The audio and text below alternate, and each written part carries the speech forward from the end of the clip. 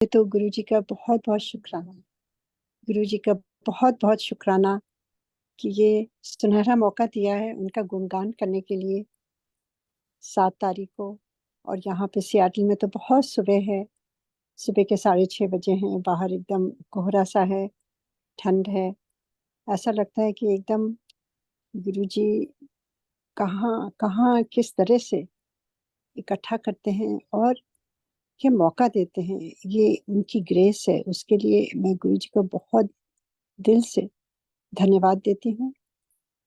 और फिर इस प्लेटफॉर्म का, रांची संगत का, राखी जी का, जिन्होंने मुझे ये मौका दिया और मुझे इनवाइट किया, और जितनी आई हुई संगत का, जो हम सब इतने ध्यान से गुरु जी के बारे में उनकी उस तक सुनते हैं। और गुरु जी कहते थे, जो सुनाता है और जो सुनता है, मेरी ब्लेसिंग दोनों तरफ चलती है। तो आपको भी उतनी ही ब्लेसिंग मिलती है जो सुनाता है उसको। सो यही कहते हुए आगे बढ़ते हैं। ओम नमः शिवाय, शिव जी सदा सहाय। ओम नमः शिवाय, गुरु जी सदा सहाय। जय गणेशाय नमः। थिर घर बैसो हर जन प्यारे, सतगुरु तुमरे कार सवारे। दुष्ट दूत परमेश्वर मारे, जन की पैज रखी करतारे। बादशाह शाह सब बस कर दीने, अमृत नाम महारस पीने। निर्भय होए भजे भगवान, साधु संगत मिले कीजो दान। जय गुरु जी।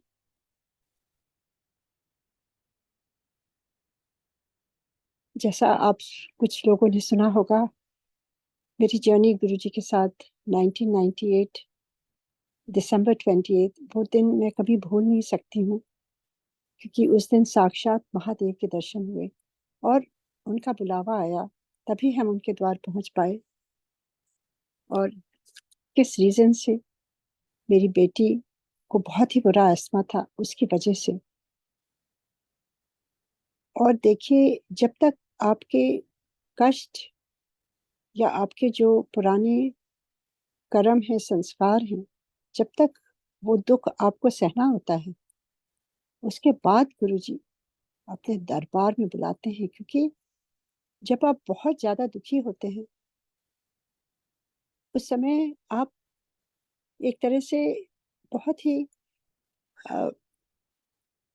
वो नेगेटिव वाइब्स आपके अराउंड होती हैं, और आप दुखी मन से सारी चीजें करते हैं। और गुरु जी की कृपा तो उस समय भी थी, वो तो कब से, जन्म जन्मांतर से ही साथ है। महादेव तो आदि अनंत, is beyond time and space. वो तो हर क्षण हर जगह है, आप में भी है, हम में भी है, सब में वो समाये हुए हैं। उनसे अलग, उनसे पृथक कुछ भी नहीं है। पर जब हम बहुत उसमें पड़े रहते हैं, तो उस समय जो हमारे जितने कर्म होते हैं, वो जल्दी जल्दी कटते रहते हैं उस दुख के द्वारा। और जब वो खत्म होते हैं, और जब गुरु जी सोचते हैं ये टाइम है जो हम उन तक पहुंच करके उनको समझ सकते हैं। कई बार आपने सुना होगा संगत के मुख से कि हम उस समय गए, मिले गुरु जी से, पर हम समझ नहीं पाए, या हम थोड़े दिन गए, फिर हमने बंद कर दिया जाना। तो जब तक गुरु जी आपको आपको एकदम, आपको उस समय बुलाते हैं जिस समय हमारा ये जो मस्तिष्क है वो एकदम क्लियर हो जाता है, और जब वो सोचते हैं कि यही टाइम हमारे लिए अच्छा होगा, जिस समय हम ईश्वर को अपना सकते हैं without any if and but. क्योंकि ये दिमागी है ना, ये जो हमारा हमारा ब्रेन है, वो थॉट्स जो आते हैं, वो तो इतने इतने इतने डाउट्स होते हैं। कोई अच्छी चीज तो हम जल्दी बिलीव ही नहीं करते हैं, कोई बुरी चीज कोई बताता है, राइट अवे हम बिलीव कर लेते हैं। तो ये हम सब कलयुगी जीव का एक तरीका है सोचने का। तो मैं तो उस दुख को बहुत धन्यवाद देती हूँ जिसकी वजह से हमें गुरु जी के दर्शन प्राप्त हुए। तो जो बेटी को इतना बुरा अस्थमा, उसके साथ साथ और भी उसकी बहुत मेडिकल कंडीशंस थी, एलर्जीज थी और कई चीजें थी जो उसको हम सारे लोग मिल करके उसकी देख रेख कर रहे थे। तो सब जगह ट्राई कर लिया था। मतलब जब कहते हैं ना, जब हार जाता है आदमी तब गुरु जी अपने दरबार बुलाते हैं। और जब गुरु जी के दरबार गए उसी दिन उसी क्षण मेरा पहला एक्सपीरियंस है। मेरे चाचा जी, पूजनी चाचा जी, वो हमें लेकर के गए और उन्होंने कुछ ज्यादा बताया नहीं था। कहा था जैसे जैसे हम करेंगे वैसे वैसे करना। कुछ गुरु जी के बारे में कुछ भी नहीं कहा था, ना हम लोगों ने कुछ पूछा। और जैसे वहां गए तो इतने तेजी से वहां शब्द बज रहे थे जो मुझे समझ नहीं आया, क्योंकि मैं पंजाबी नहीं हूँ। तो और जैसे उन्होंने प्रणाम किया वैसे ही हम लोगों ने उनको प्रणाम किया। और जब मेरी बारी आई तो गुरुजी ने मेरे बारे में सब कुछ बता दिया।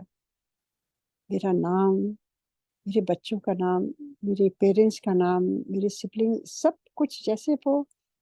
एक जैसे वो मुझे जानते हैं। और केवल मुझे नहीं, मेरे मेरे इर्द गिर्द जो भी मेरे प्रियजन हैं सबको जानते हैं, सबका नाम बता दिया उन्होंने।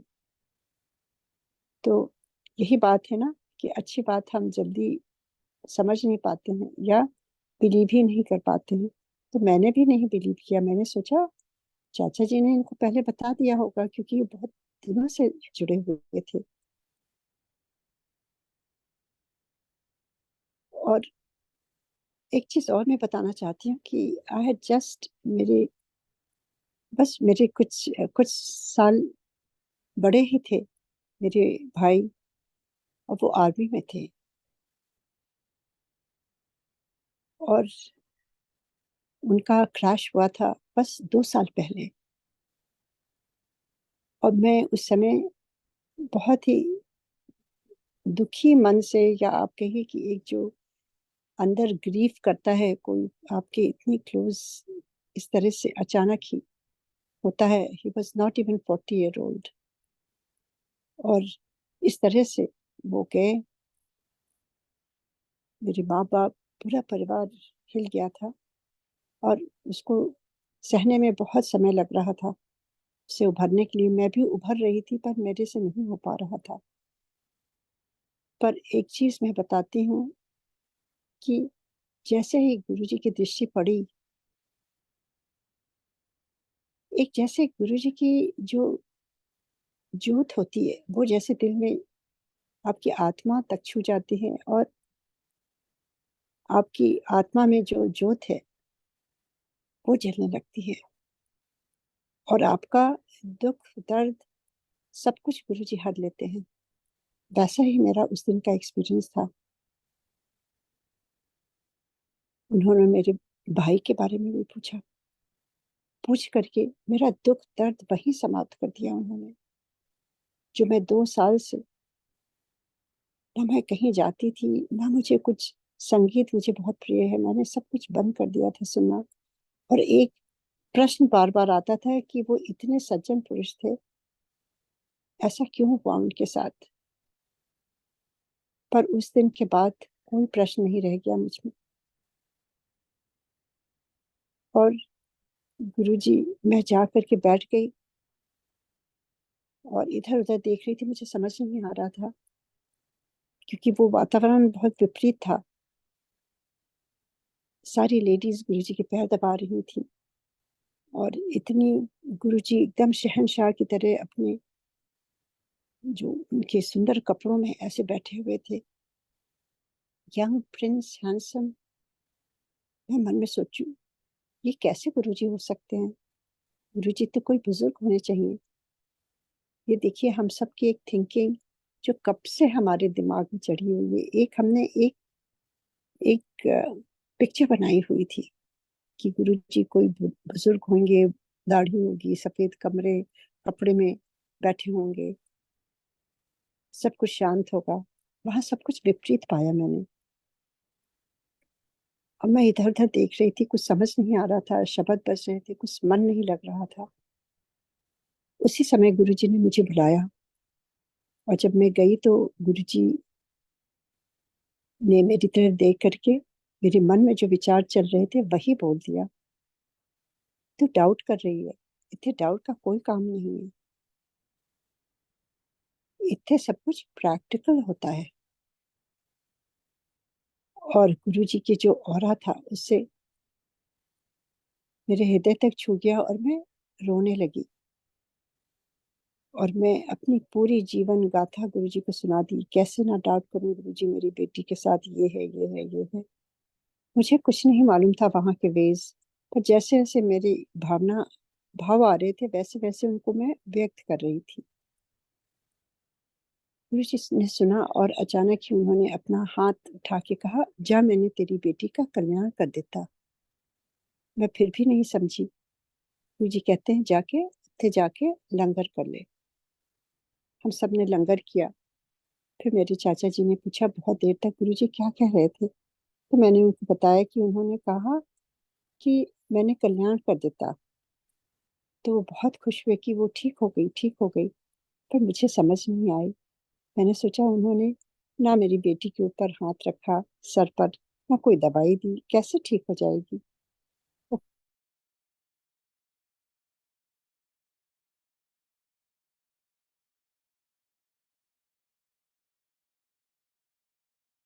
कल्याण फल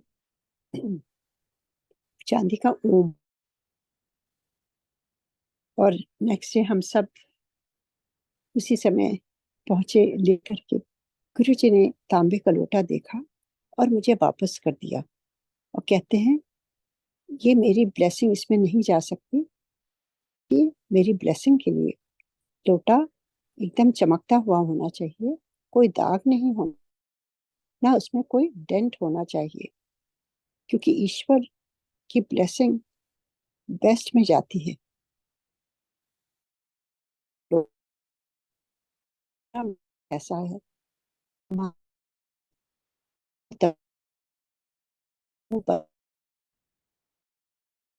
हम मन की हैं और कुछ बनाते हैं। होता है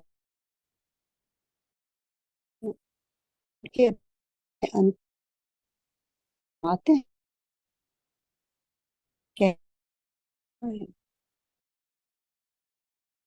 हम है। तो ये चीजें मुझे धीरे धीरे बहुत साल बाद समझ में आने लगती हैं। जब आप वो बहुत बड़ी सीख थी कि ब्लेसिंग्स है। और अगले दिन भी मार्केट से ले लिया था, मुझे नहीं ज्ञान था। नोएडा में थी, नोएडा की मार्केट से ही वही कॉटेज एम्पोरियम में जाकर के खरीद के लाओ, चमकता हुआ। ये चमकता हुआ विदाउट एनी डेंट। मांगा और उनको जब दिया तो वो इतने खुश। गुरु जी बस लाइक अ चाइल्ड, लाइक जैसे इनोसेंट। उनको केवल देख करके इतने खुश हुए, कहते हैं, हाँ बहुत ही सुंदर है।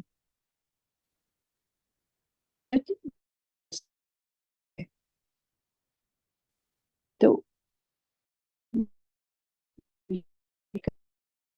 अपने कुछ पल के लिए वो भी ध्यान में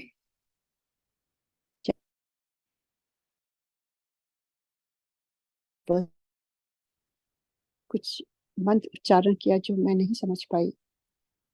और फिर उन्होंने इसको रात में पानी से भरना, पी लेगी और आधे से नहा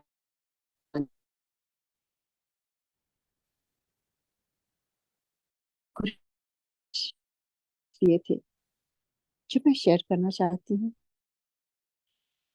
गुरुजी ने उसके आस्थमा के लिए कहा था कि इसको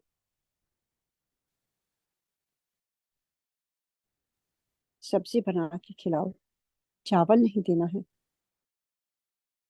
और एक चीज और उन्होंने कही थी जो मैं ठीक है, उन्होंने कहा था आज से निंदा चुगली बंद। मेरी बेटी उस समय मुश्किल से, और जब बात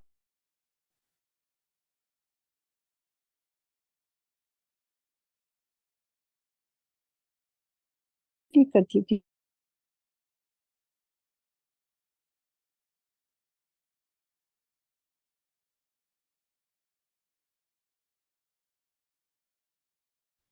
और मैं सुनती हूँ गुरु जी से मालूम। सो देखिए, ये फर्स्ट स्टेप था करने। तो आप थॉट्स तक जानते हैं, क्या वो आपको देख रहे हैं? आप कहीं भी हो, जो आप हैं, उनकी आंखें हर एक के ऊपर। हम को बताऊं कि सब बता दी। तो उस समय हम गुरु से दर्शन किया, फर्स्ट टाइम गुरु जी के पास गए हैं, और उन्होंने सब कुछ बता दिया कि उस समय तुम क्या करते थे, तुम्हारा जीवन कैसे चल रहा है।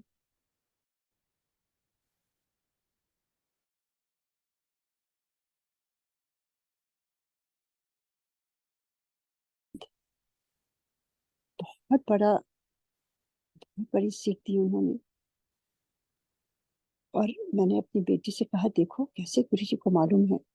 उस छोटी सी बच्ची को मेरे से ज्यादा फेथ हुआ उस दिन, और उसने कहा, mom, he is the person who is going to heal me. क्योंकि उससे पहले कहाँ कहाँ उसको ले गई उसके आसमा के लिए, जैसे हर माँ बाप ले जाते हैं, कहीं से कुछ भी नहीं मिला। और गुरुजी ने एक शब्द से वो आस्था, वो विश्वास जगा दिया। और गुरुजी ने कहा कि वो जो चांदी का ओम था, कहते हैं कि इसको 51 दिन तक पहनना है। हम वापस सिंगापुर गए, पर ये चीज मैं बताना चाहती हूँ कि जिस दिन गुरुजी ने फर्स्ट डे जब हाथ उठा के बोला, मैंने तेरी बेटी का कल्याण कर देता, that was the last day she had used the inhaler while coming to गुरुजी। वो आखिरी दिन था। जो बच्ची बचपन से इनहेलर पर हुक थी, नेबुलाइजर पर, एंटीबायोटिक्स पर, स्टेरॉइड्स पर, वो सब कुछ जैसे वैनिश हो गया।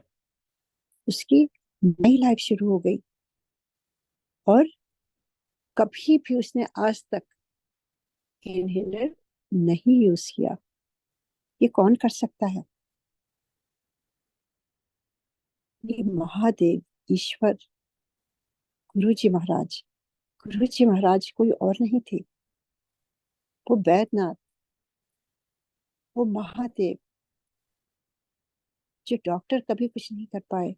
तो गुरु जी ने एक बार केवल हाथ उठा करके ब्लेस कर दिया, और वो ठीक हो गई। ना उन्हें कुछ करना था ना कुछ।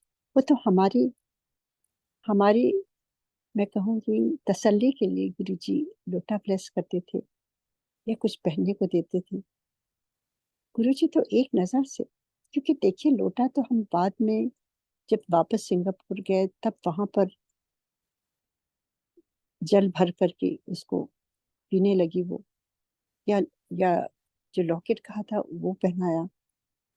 पर हीलिंग तो उसकी उसी क्षण हो गई ना, जब गुरु जी ने कहा, जा मैंने तेरी बेटी का कल्याण कर दिया। उसके बाद उसने इनहेलर यूज ही नहीं किया।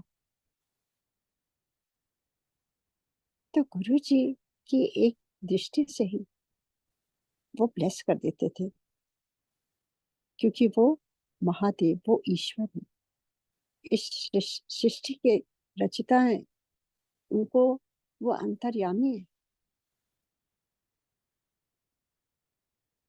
वो सर्वशक्तिमान है, और वो एक समय में कहीं भी हो सकते हैं, ओमनी प्रेजेंस है।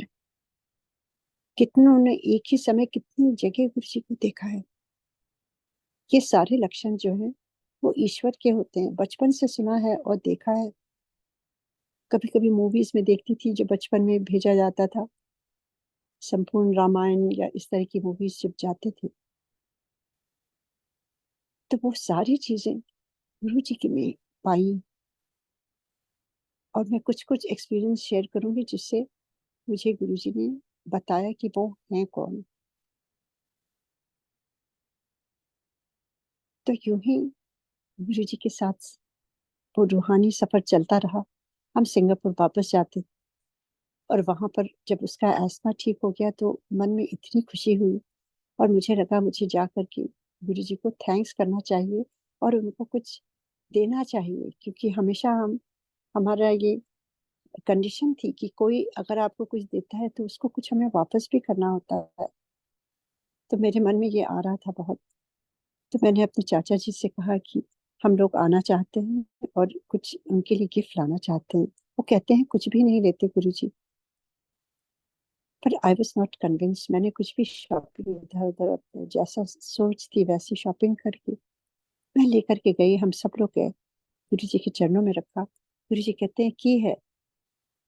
मैंने कहा गुरु जी, मेरी बेटी को आपने ठीक कर दिया, बहुत बहुत थैंक यू गुरु जी। बस ये छोटा सा ही कुछ मैं लेके आई हूँ आपके लिए। तो गुरु जी कहते हैं कोई लोड नहीं है, इन्हों इतने ही बांट दे। जो कुछ था सामान सब कुछ वहीं पर गुरु जी ने बंटवा दिया। वो एक और बहुत बड़ी सीख थी कि एक ऐसा दर है जहाँ पर ये गुरु जी इतनी ब्लेसिंग देते हैं। गुरु जी वॉज द बेस्ट होस्ट।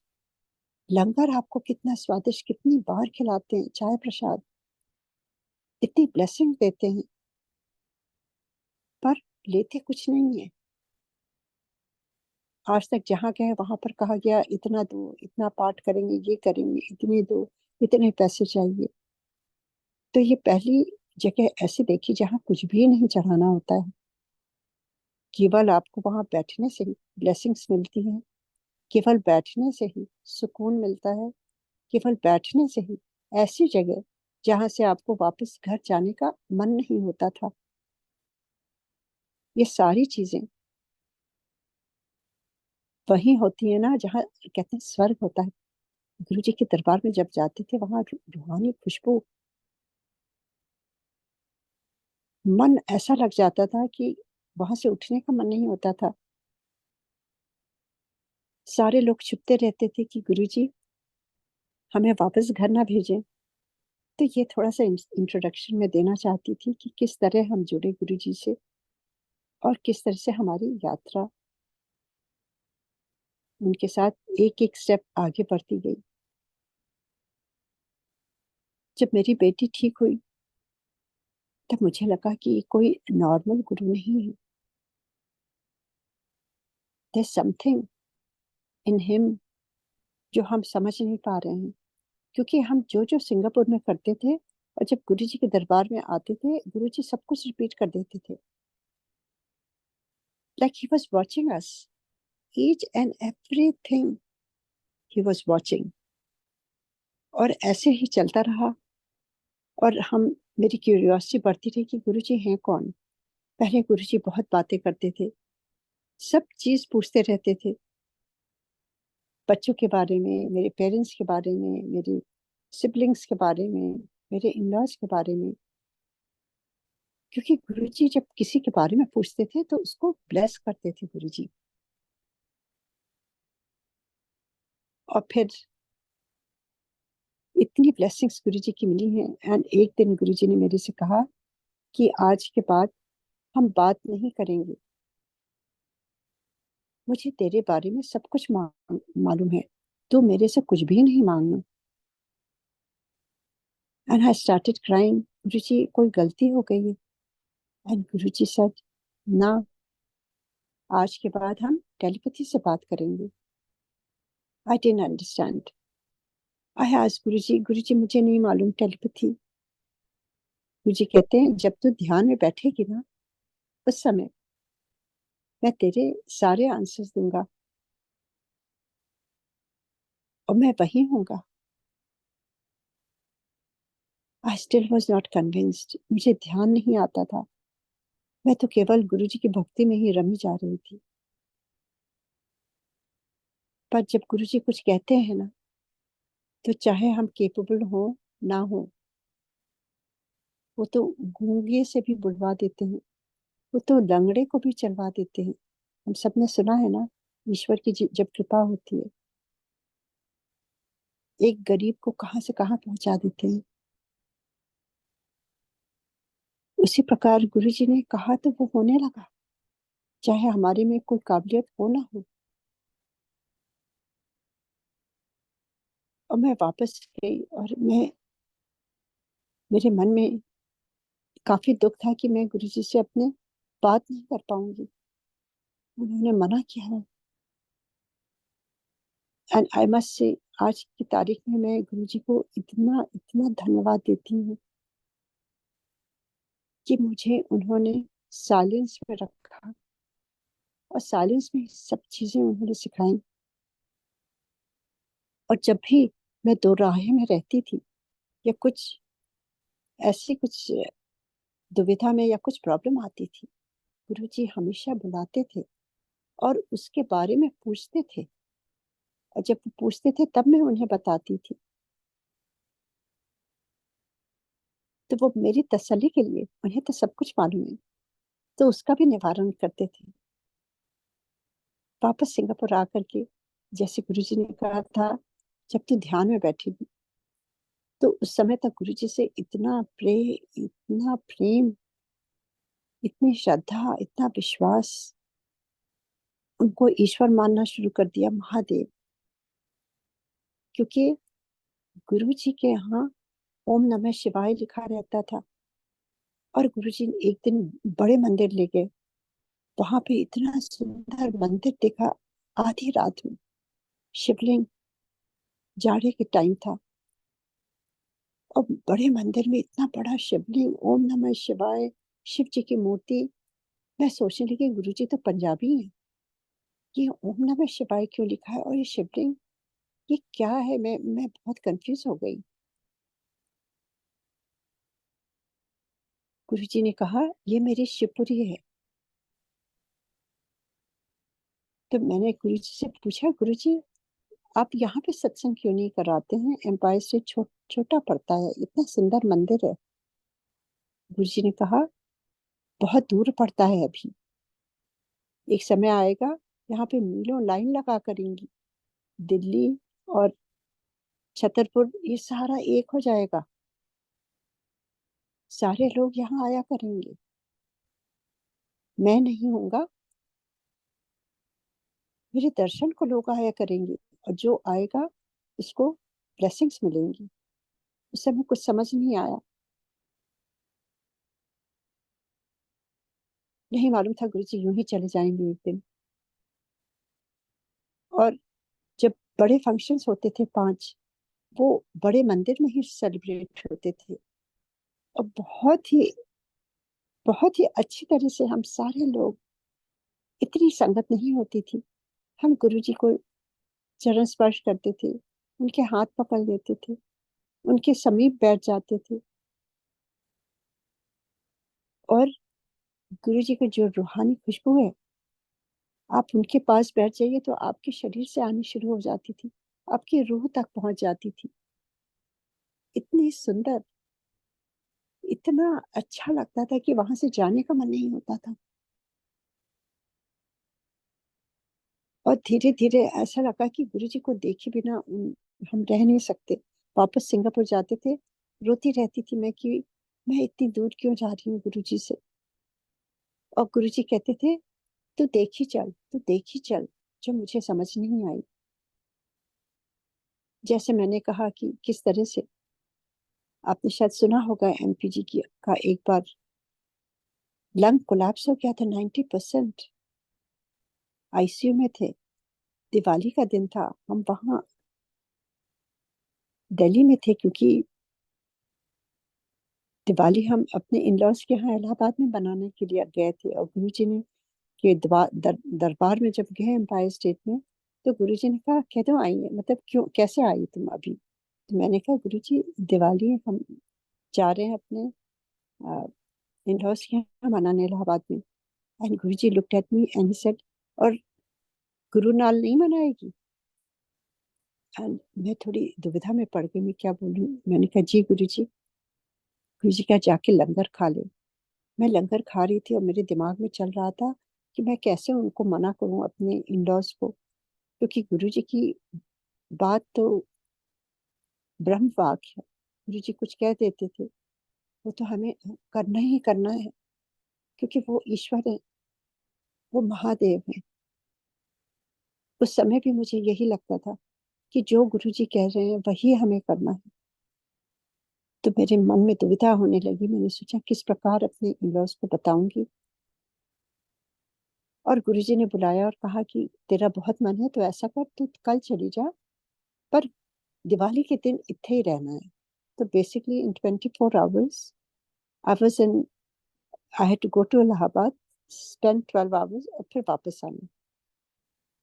और उसी में मेरे हस्बैंड का बहुत बुरा ब्रोंकाइटिस टाइप का हुआ, और फिर आते आते he could not even walk. उनको हॉस्पिटल ले गए और वहाँ डॉक्टर ने, दिवाली का दिन था उस दिन, और डॉक्टर ने देख के कहा कि इनका 90% लंग कोलैप्स है, और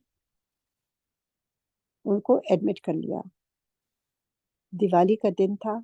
मेरे हस्बैंड ने कहा तुमको गुरुजी ने कहा था दिवाली के दिन उनके पास रहना, तो तुम्हें जाना चाहिए। मैं गई।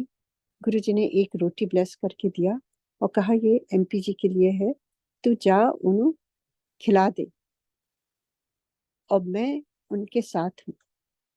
और जैसे ही रोटी उनको खिलाई आईसीयू में, सोचिए आप, उन्होंने खाई और नेक्स्ट डे बिल्कुल वो ठीक हो गए, लाइक मैजिक।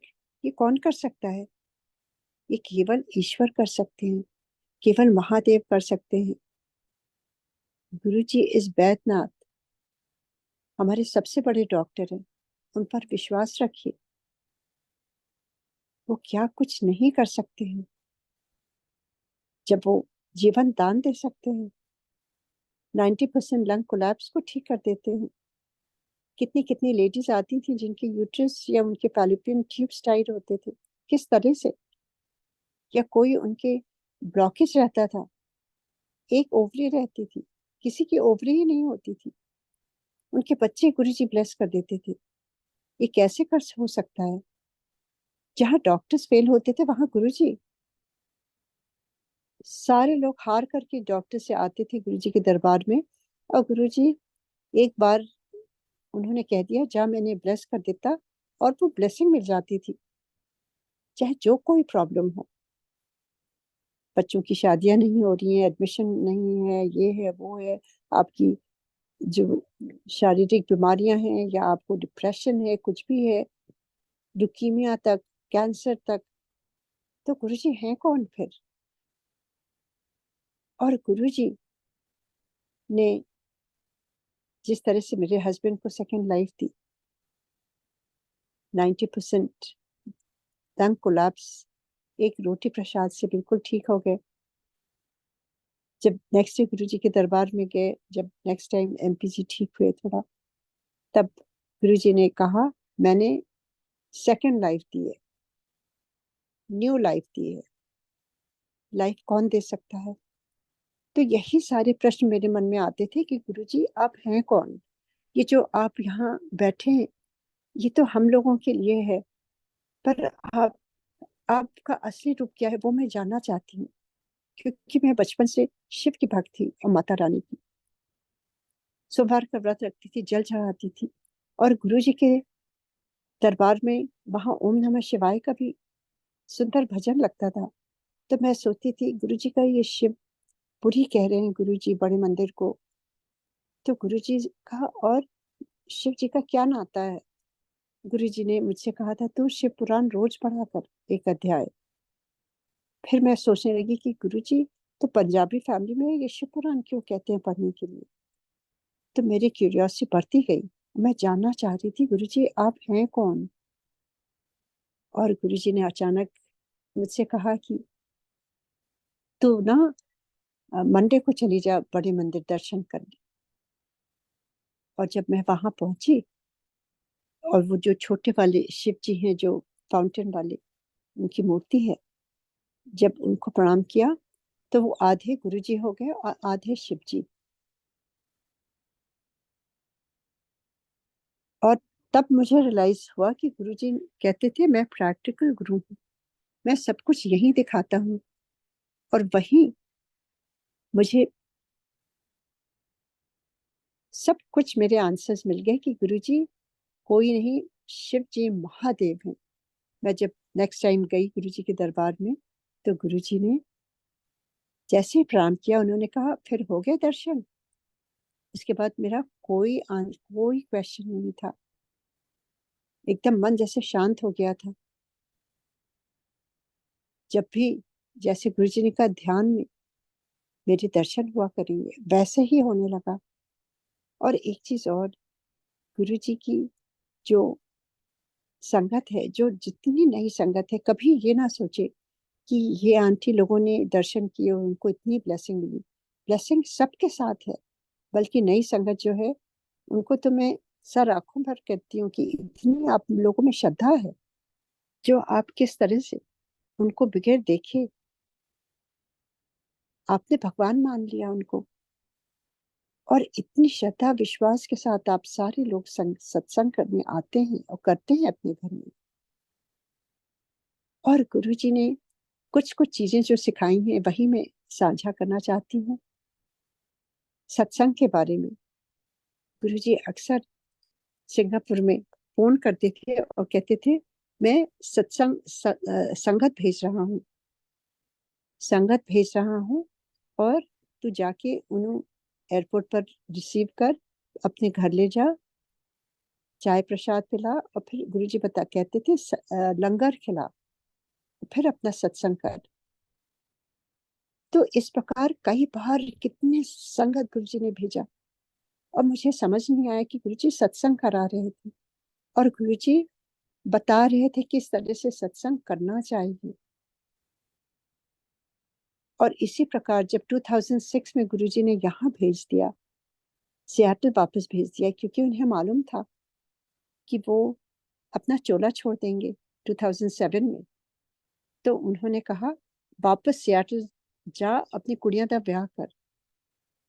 बहुत बहुत गुरुजी बार बार कह रहे थे, बिकॉज ही न्यू कि वो अपनी बॉडी छोड़ेंगे। जो भी आते हैं, देखिए कोई भी ईश्वर आते हैं अवतार लेकर के, आपने देखा होगा कि बहुत जल्दी वो चले जाते हैं।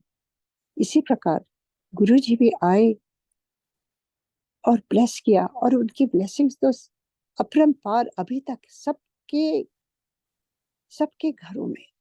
आप एक बार गुरु जी से जुड़िए मन से, उनकी कृपा हमेशा बरसेगी। पर उनकी बातें भी माननी चाहिए। जैसे गुरु जी ने यहाँ जब भेजा तो उन्होंने कहा उठे जाके सत्संग कर। मुझे नहीं समझ में आया किस प्रकार गुरुजी ने मेरी बेटी के जब शादी थी उस समय गुरुजी ने 15 संगत को भेजा जिनको हम जानते भी नहीं थे। और जब वो लोग आए इतनी फ्रेग्रेंस आने लगी, इतनी फ्रेग्रेंस जैसे गुरुजी स्वयं आए हैं।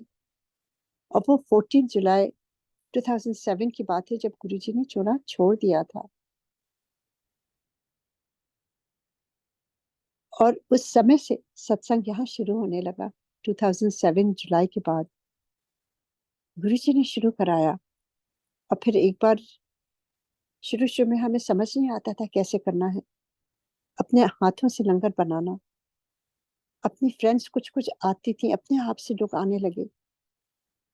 और बातें होने लगती थी। गुरुजी ने ड्रीम में नेक्स्ट डे बताया, 4 चीजें उन्होंने बताई जो मैं शेयर करना चाहती हूँ संगत के साथ, स्पेशली नई संगत के साथ, जो गुरुजी किस तरह से सत्संग कराना चाहते हैं। आज के टाइम में इतनी जगह सत्संग हो रहे हैं, पर गुरुजी किस तरह से कह के गए हैं। ड्रीम में आकर के उन्होंने मुझे और मेरे हस्बैंड एमपी जी को एक ही चीज बोली, जैसे कोई डाउट ही ना रह जाए। और 4 स्टेप्स चीजें उन्होंने बताई और मुझे याद दिलाया कि तू भूल गई एम्पायर स्टेट में कैसा होता था। पहले तो एकदम पिन ड्रॉप साइलेंस। हम सब गुरुजी के दरबार में केवल गुरुजी के लिए जाते हैं। कोई वहां नेटवर्किंग, कोई आपस में बातचीत नहीं होनी चाहिए। कंप्लीट साइलेंस, शब्द बानी चलनी चाहिए। और जो लंगर प्रसाद बहुत सिंपल गुरुजी ने कहा था, एक सब्जी, एक दाल, हलवा प्रसाद या मीठा कोई, रोटी या चटनी या कुछ, दैट्स इट। और अक्सर गुरुजी चाहते थे कि अपने हाथों से बनाएं। हम अपने हाथों से जब भाव से बनाते हैं अपने गुरु के लिए और उनको भोग लगाते हैं, वो अमृत हो जाता है। फिर गुरुजी ने कहा कि यहाँ पे कोई बात नहीं करेगा, सब कुछ साइलेंस में होता था एम्पायर स्टेट में। और ध्यान में लोग बैठते थे। ध्यान में गुरुजी अपने आप बैठा देते थे, शब्द वाणी बजती थी, लोग एकदम चुपचाप बैठते थे। तो वो चीजें हमें याद रखनी है, क्योंकि अगर गुरुजी की ब्लेसिंग्स हमें पानी है तो गुरुजी के वेज भी हमें आने चाहिए। और गुरुजी क्या चाहते थे, किस तरह से हमें मैक्सिमम बेनिफिट मिल सके, उसके लिए तो थोड़ी मेहनत करनी पड़ेगी ना। आपको अगर घर पे कर रहे हैं तो आपकी रिस्पॉन्सिबिलिटी है। गुरुजी जब चाय प्रसाद देते थे उस समय कोई स्नैक नहीं देते थे, क्योंकि वो फोकस उनका ध्यान में रहता था। क्योंकि जब हम ध्यान में बैठते थे उस समय हमारी हीलिंग होती थी, क्योंकि हम एकदम शांत हो जाते थे। आंखें बंद करके हम एकदम उसमें खो जाते थे, शब्द बानी जो बजती थी, और गुरुजी उसके थ्रू आंसर्स देते थे, अभी भी दे रहे हैं। और ध्यान में ही सब कुछ गुरुजी कहते थे, 2 घंटे उसी में वो गुरुजी सब कुछ हमारी हीलिंग करते थे। तो वो पार्ट तो कहीं खोसा गया है। तो मैं हाथ जोड़ के यही रिक्वेस्ट करूंगी कि आप जब शब्द बानी सुने, जब सत्संग करें अपने घर में, तो जो मेन गुरुजी का एसेंस है, जो ध्यान का, सिमरन का, या अगर ना भी हो, कई लोग कहते हैं मेरे से नहीं होता है ध्यान, कोई बात नहीं। आप केवल आंख बंद करके सुनते रहिए शब्द बानी, वही ध्यान है। ध्यान का कोई और मतलब नहीं है, केवल शब्द बानी सुनिए, आपके सारे थॉट्स अपने आप ही हट जाएंगे और आपको पॉजिटिविटी मिलती है और गुरु जी की ब्लेसिंग्स उसी समय मिलती है। और सिंपल सा लंगर रखें, कोई वहां चिट चैटिंग ना हो, कोई बातें ना हो, एकदम कंप्लीट साइलेंस में गुरु जी, क्योंकि जब हम साइलेंस में रहते हैं तो हम अपने आप से जुड़ते हैं और उस समय हमें चीजें समझ में आने लगती हैं। कितनी चीजें, जब मैं अपना एक्सपीरियंस बताती हूँ, गुरुजी ने कहा था आज से हम साइलेंस में रहेंगे, जो कुछ भी सीखा है वो केवल साइलेंस में ही सीखा है। And I am very grateful to Guruji कि उन्होंने ये सिखाया, क्योंकि अगर हम बातों में ही रहते तो मैं नहीं समझ पाती गुरुजी को।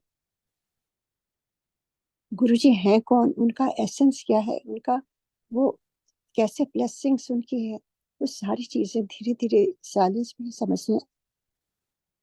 क्योंकि हम इतना बैगेज लेके जाते हैं गुरु जी के पास, और अगर उसमें ही हम खोए रहते हैं, गुरु जी से ये मांगेंगे, गुरु जी से ये मांगेंगे, ये कैसे होगा, वो कैसे होगा, पर वो ईश्वर जब मौका देते हैं आपको अपने से जोड़ने का, वो हम खो देते हैं। वो हम तभी हो सकता है जब हम एकदम निर्मल भाव से जाएं, चुपचाप वहां बैठे, कुछ भी ना, बस गुरु जी की शब्द बानी सुने, उनकी ब्लेसिंग्स अपने आप में जाती हैं 100%। तो यही मैं आप सबको बताना चाहती थी। और वैसे तो सत्संग बहुत ढेर सारे हैं। किस तरह से एमपी जी का, मेरे हस्बैंड का सेप्टोसीमिया गुरु जी ने यूं ही ठीक कर दिया। वहां से फोन करके, सारे ऑर्गन्स फेल हो गए थे। गुरु जी ने कहा तेरा गुरु तेरे साथ साथ तेरे नाल है। और वो अपने आप सारे ऑर्गन्स वापस आ गए। उनकी हार्ट रेट भी केवल 32 थी। गुरु जी ने हाथ उठा के कहा 72 कर देता है। और वो अपने आप 72 हो गई, क्योंकि गुरु जी इज गॉड, इज महादेव। ऐसा सोचिए कि वो आपको 24 घंटे देख रहे हैं। हम कहाँ जा रहे हैं, कैसी थॉट है, वो सब जानते हैं। क्या भाव है आपकी, क्या श्रद्धा है। गुरु जी जिससे भी जुड़ते हैं ना, वो गुरु जी उसकी रिस्पॉन्सिबिलिटी ले लेते हैं। तो कोई भी दुख आए, कोई भी तकलीफ आए, आप केवल चुपचाप गुरु जी के स्वरूप से बात करिए, बजाय लोगों से बात करने की। आप देखेंगे गुरु जी सुनते हैं। गुरु जी ने स्वयं मेरे से कहा था, मेरी फोटो डाल गल किया कर। क्योंकि जब मैं सिंगापुर से यहाँ गुरु जी ने भेजा सियाटल, मैं बहुत रो रही थी। गुरु जी ने कहा मैं तेरे नाल हूँ, मेरी फोटो नाल गल किया कर। और मैं वैसे ही करने लगी। और एक एक बात सुनते थे गुरु जी, उसका आंसर देते थे। अभी भी यही हो रहा है। अब तो गुरु जी नहीं है ना। गुरु जी ने पहले ही प्रिपेयर कर दिया था कि जब वो नहीं होंगे तो किस तरह से हमें उनसे जुड़ना है। Direct connection, 1 to 1। आपको किसी से पूछने की जरूरत नहीं है। आप कुछ समय गुरु जी के लिए निकालिए और जुड़िए उनके साथ। आप देखेंगे आपका जीवन कितना मधुर, कितना शांत, और कितने आपको अंदर ही मन आपका मजबूत करेंगे गुरु जी। देखिए हर एक की लाइफ में दुख दर्द आता ही है ना। हम सबकी लाइफ में कोई नहीं बचा है, क्योंकि हम सबके कार्मिक अकाउंट्स हैं जो हमें काटने ही काटने हैं। और गुरु जी कहते थे 90% तो मैं अपने ऊपर ले लेता हूँ, केवल 10% हमें सहना होता है। वो भी मुश्किल हो जाती है। गुरु जी का जाप करते रहिए, गुरु जी के सिमरन में रहिए, उनका उनके सत्संग जाइए, बड़े मंदिर जाइए, उनके उनके उनमें ही खोए रहिए, उनकी शब्द बानी सुनिए। अब तो आप लोगों को सब कुछ प्लेटफॉर्म तैयार मिला है। उस समय हम लोगों को कुछ भी नहीं था, कोई स्वरूप भी नहीं था। गुरु जी कुछ भी नहीं, ना कोई सीडी, ना उनके सत्संग, ना कुछ, कुछ भी नहीं था। जब गुरु जी का दर्शन करके सिंगापुर जाती थी, मेरा मन नहीं लगता था। पर गुरु जी ने कहा था तू जब ध्यान में बैठेगी तब मैं तेरे से बात करूंगा। तो इसी, जैसे गुरु जी ने कहते हैं ना कि गुरु जी कुछ एक आपको दिखाते हैं, और जब तक आप वो नहीं करते तो कैसे उनका दर्शन होगा। तो बहुत ही आवश्यक है उसको फॉलो करना। और गुरु जी कहीं नहीं गए हैं, उनकी शक्तियां अपरंपार, तभी तो आप देख रहे हैं आपके जीवन में कितनी कितनी ब्लेसिंग्स मिली होंगी, कितनी कितनी आपके खुद के एक्सपीरियंस होंगे। आप बस गुरु जी के स्वरूप के सामने बैठिए, दिया जलाइए। मन बेचैन हो तो भी बैठिए। अगर आप ध्यान में ना बैठ पाए, ध्यान ना लगे, तो भी आप बैठिए, शपथ चला लीजिए, बस उसी में रमे रहिए, आंखें बंद रखिए। आप देखिए धीरे धीरे आपको अपने आप जुड़ने लगेंगे आप। एक स्वरूप की बात करती हूँ मैं। जब गुरु जी ने कहा मेरे स्वरूप से बात किया कर, तो मुझे, सही बताऊं, मुझे बिलीव नहीं हो रहा था। और जब वापस मैं जाती थी, तो अक्सर कितने कितने एक्सपीरियंस केवल गुरु जी के स्वरूप से हुए हैं। जो गुरु जी की एक बहुत पुरानी एक स्वरूप है, आपके ने देखा होगा, जिसमें दोनों आंखें बंद हैं, वो ध्यान में है और दोनों हाथों में उनका चेहरा है, रेड कलर का चोला पहना हुआ है। वो सिंगापुर में लगी हुई थी और मेरे बेटे ने देखा, गुरुजी ने आंखें खोली और उसको स्माइल दिया और वो डर के आया और उसने मुझे बताया, मैं गई, मुझे नहीं दर्शन हुए। पर जब नेक्स्ट टाइम हम जब गए गुरुजी के दरबार में, मेरे बेटे ने जैसे ही चरण स्पर्श किया, गुरुजी ने हंस के कहा, फिर हो गया दर्शन मेरी फोटो में। ये क्या है? ऐसे तो कितने कितने दर्शन हुए हैं। और जो भी एक बार सियाटल में सत्संग शुरू शुरू ही हुए थे, थोड़ी संगत आती थी, मैं तो यहाँ सब कुछ अपने से ही करना होता था, खुद ही मैं लंगर बनाती थी सिंपल, जैसे गुरु जी का आदेश हुआ करता था। उस दिन मेरी कुछ तबीयत ठीक नहीं थी, मैंने दाल सब्जी हलवा बना लिया और मैं गुरु जी की फोटो के सामने खड़ी हो गई और मैं कहने लगी, गुरु जी आज क्या चावल चलेगा? ऐसे ही मैंने हंस के कहा। आप बिलीव नहीं करेंगी, थोड़े ही मिनट बाद मेरा फोन बजा। उधर से वो आंटी कहती हैं, आज पता नहीं क्यों मुझे लग रहा है आज मैं रोटी प्रसाद ले आऊं आंटी। ये कैसे हो सकता?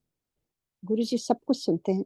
मैं दरबार ठीक कर रही हूँ और सोच रही हूँ आज फूल लेके आने हैं, बस ख्याल आता है गुरु जी की फोटो के सामने और घंटी बजती है और एक अंकल रेड रोजेस लेके वहां खड़े होते हैं। ये कैसे होता है?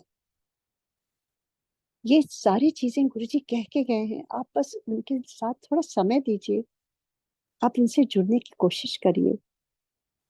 एक होता है ना कि जिस पर हम फोकस करते हैं वही चीज बढ़ती है ना, चाहे वो जॉब हो, चाहे आपका बिजनेस हो, चाहे बच्चे हो। आप गुरुजी पर थोड़ा फोकस करिए, वो ईश्वर है, वो आपको क्या नहीं देंगे। अभी भी वैसे ही उनकी ब्लेसिंग्स जैसे उस समय थी, 100%। बस उनके वचनों पर चलिए, जैसा वो चाहते थे वैसा करने की कोशिश करिए। जैसे गुरुजी कहते थे, निंदा चुगली ना करो, मेरे लिए समय निकालो, सिमरन करो, सत्संग में जाओ और कहते थे सीधे जाओ और सीधे घर आओ। कुछ कुछ चीजें गुरुजी की हम सब जानते हैं, उनके वचनों की तो आप सब ने देखी होंगी, कुछ बताने की जरूरत ही नहीं है, बस फॉलो करने की जरूरत है। तो यही कहते हुए मैं आज का सत्संग यही समाप्त करती हूँ। वैसे तो मेरी पूरी जीवन मैं उधर बोलती रहूंगी और गुरुजी याद भी दिलाते रहते हैं कितनी कितनी चीजें।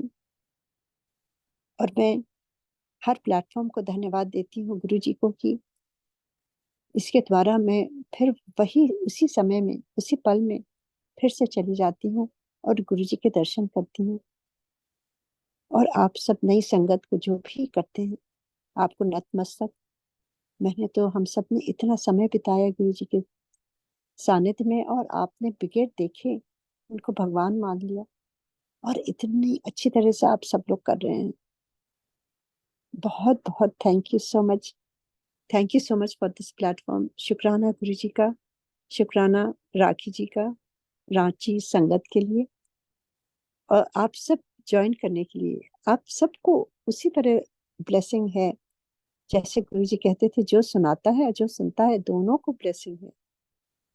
आप ये मान लीजिए गुरु जी ने आपको ब्लेस कर दिया और एकदम मन शांत और हमेशा हमेशा पॉजिटिव रखने की कोशिश करिए। जब हम पॉजिटिव होते हैं तो गुरु जी की ब्लेसिंग्स और आती हैं। जैसे मैंने कहा, नेगेटिव माइंड से जब हम जाते हैं तो नेगेटिव ही देखते हैं। तो बहुत आवश्यक है अपने को ठीक तरह से रखना, अपनी सोच ठीक रखनी। दुख आते हैं, नेगेटिव नहीं होइए, वो भी प्रसाद है। दुख सुख दोनों प्रसाद हैं गुरु जी के। गुरु जी कह के गए हैं, लाइफ इज नॉट इजी। ऐसा नहीं है कि हम गुरु जी से जुड़े हैं तो हमारे सारे दुख दर्द सब खत्म हो गए हैं। अब दुख दर्द ले करके, उनका प्रसाद मान करके हम आगे बढ़ रहे हैं लाइफ में। और वो शक्ति उनकी है, उसके बल से और भी भाव मजबूत होते जाते हैं गुरु जी के प्रति। तो यही कहते हुए बहुत धन्यवाद। जय गुरु जी। ओम नमः शिवाय। शिव जी सदा सहाय। ओम नमः शिवाय। गुरु जी सदा सहाय। Thank you so much. जय गुरु जी। आपने ये कही है, आपने बहुत सही बात कही है गुरु जी के स्वरूप की। क्योंकि देखिए, जब हम लोग जाते थे, कुछ भी नहीं मिलता था, हम तरसते रहते थे। कभी गुरु जी की मौज होती थी, उनकी कृपा होती थी, तो बहुत छोटे छोटे लैमिनेटेड स्वरूप मिलते थे और उनसे ही ब्लेसिंग्स शुरू हो जाती थी। तो हम उसको इतने ध्यान से रखते थे। और आज भी आप उतने ही स्वरूप लीजिए जितना आप उसका आदर कर सकें। आप जहां भी रखें, अच्छे स्वस्थ स्थान पर रखें। क्योंकि गुरु जी ने कहा था, मेरे से स्वयं उन्होंने कहा था। क्योंकि एक बार गुरु जी ने कहा था, जब मेरी बेटी की शादी होनी थी, तो मैं चाहती थी दिल्ली में जाके शादी करूं। गुरु जी ने कहा नहीं, क्योंकि वो जुलाई 14, 2007 को होनी थी। गुरु जी ने कहा नहीं, इत्थे नहीं, उत्थे सियाटल में ब्याह कर। तो मैं थोड़ी दुखी हो गई, क्यों मना कर दिया गुरु जी ने। गुरु जी ने बाद में बताया कि तो मैं नहीं होऊंगा, मेरी फोटो रख लें। तो मैंने गुरु जी से कहा, गुरु जी फोटो तो फोटो होती है गुरु जी। एंड गुरु जी ने कहा ना, जिथे मेरी फोटो होती है उत्थे मैं। कितनी बड़ी बात गुरु जी ने समझाई मुझे, जो मैं हर एक संगत को बताना चाहती हूँ। गुरु जी ने स्वयं मुझे समझाया, जब मैं कह रही थी गुरु जी फोटो तो फोटो होती है, तब उन्होंने कहा जिथे मेरी फोटो उत्थे मैं। और गुरु जी ने कहा तो वो हो गया ना। गुरु जी तो चले गए थे, उन्हें मालूम था। जब उसकी शादी में मैंने वो गुरु जी का स्वरूप रखा, उसमें से फ्रेग्रेंस आनी शुरू हो गई। पूरी डिवाइन लाइट, अजीब सा माहौल इतना सुंदर हो गया, जैसे गुरु जी स्वयं वहां बैठे हैं, ब्लेस कर रहे हैं। तो ये मैं बताना चाहती हूँ, ये मेरे कहे हुए शब्द नहीं है, ये गुरु जी ने स्वयं कहा है। और गुरु जी कोई बड़े बड़े शब्द स्वरूप वगैरह नहीं कहते थे, गुरु जी कहते थे फोटो। तो उसको आप गुरु जी की फोटो उतनी ही लीजिए जिसको आप आदर के साथ रख सकते हैं। नहीं तो आप जितने नए नए जो लोग हैं उनको आप देते जाइए, देते जाइए। या आप अगर रखना भी चाहते हैं तो ऐसी जगह रखिए जहां आप अच्छी तरह से रिस्पेक्ट करके आप रखिए। और बात सही है, इधर उधर नहीं रखनी चाहिए। एक जगह बना लीजिए। और वो हर एक स्वरूप में समाये हुए हैं गुरु जी। हम सब ने देखा है कितनी कितनी चीजें हुई हैं इस स्वरूप के थ्रू, गुरु जी की फोटो के थ्रू। मैं किसी और दिन गुरु जी की फोटो के बारे में, किस तरह से ब्लेसिंग्स मिली हैं, किस तरह से गुरु जी की फोटो से जब हम बात करते हैं तो गुरु जी सुनते हैं और हर चीज वो हमें रियलाइज कराते हैं। तो बहुत ही आवश्यक है कि आप उसका आदर करें। ये यही मैं आपको बता सकती हूँ। Thank you so much Rakhi ji, Rakhi aunty. Thank you.